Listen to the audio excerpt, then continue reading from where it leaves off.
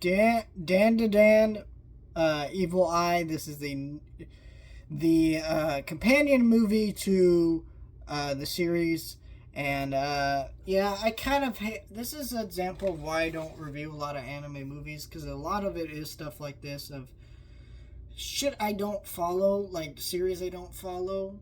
Um, Releasing a movie into theaters that is not even really a movie, it's a whole nother thing that I barely understand. In this case, if you don't, I'm going to simplify it for you guys, but basically they took some recaps of what happened in season one and then they showed the first three episodes of the series in theaters. I think this is really stupid for American audiences and all that stuff because well, it's just stupid in general because this kind of stuff. They used to make stuff like this for long running animes, and they used to put them uh, on television and things like that, or like release them other ways as a way of making it easier for fans to follow. But this is a one season show, so why? It didn't take me a whole long time to watch that show. I watched it in the span of a week because it's only a one season show.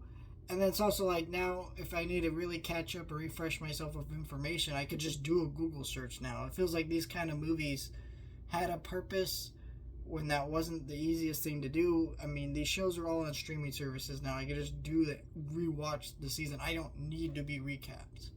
It feels very weird that we're still making these.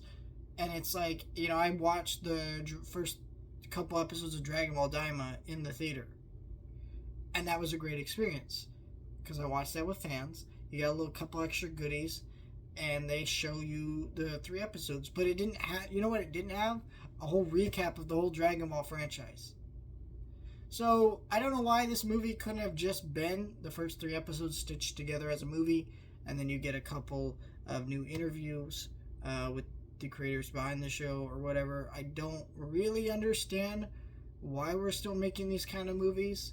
And as a non-anime person who just watched this show, I was a little disappointed by this movie, even though I knew it was kind of a recap of season one before I went to go watch it. But I still was like, part of me just sat there and was like, why are we still doing this exactly?